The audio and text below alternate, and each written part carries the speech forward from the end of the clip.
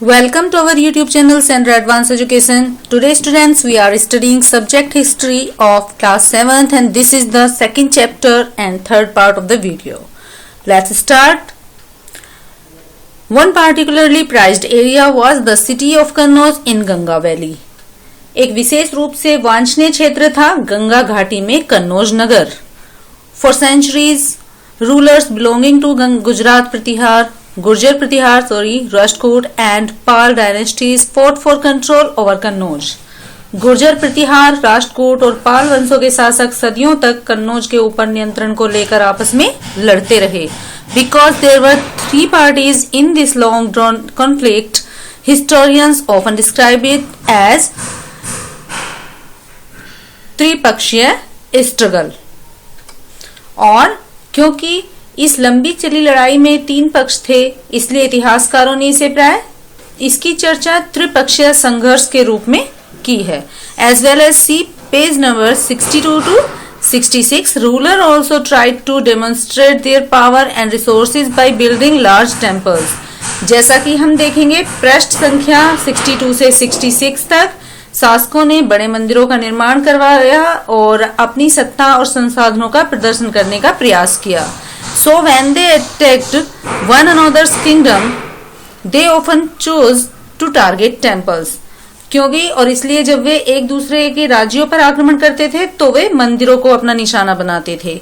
Which were sometimes extremely rich. और जो कभी कभी बहुत अधिक संपन्न होते थे. You will read more about this chapter in chapter 5th. और आप अध्याय 5 में इसके बारे में और पढ़ेंगे. One of the best known of such rulers in Sultan Mahmud of Ghazni. और अफगानिस्तान के गजनी का सुल्तान महमूद ऐसे शासकों में सबसे प्रसिद्ध है. Afghanistan. He ruled from 997 to 1030 and extended control over parts of Central Asia, Iran and the northwestern part of subcontinent. और उसने 997 से 1030 तक शासन किया और अपने नियंत्रण का विस्तार मध्य एशिया के भागों में ईरान और उपमहाद्वीप के उत्तर पश्चिमी हिस्से में फैलाया.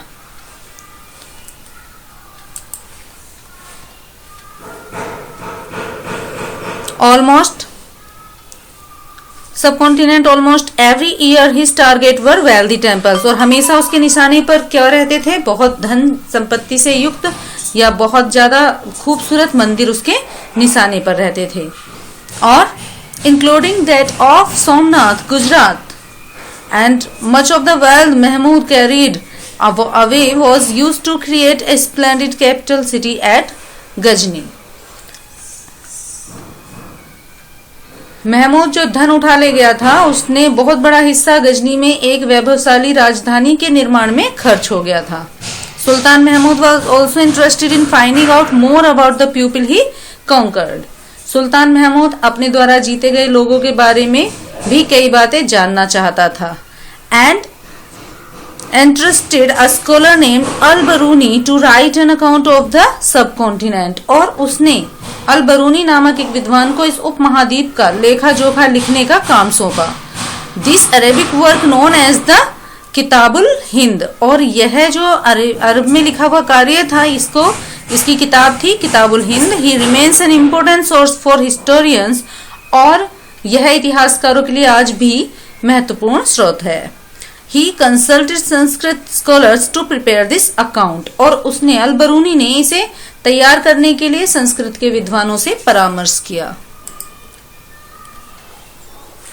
Other king who engaged in welfare included the Chahmanas, later known as the Chauhans.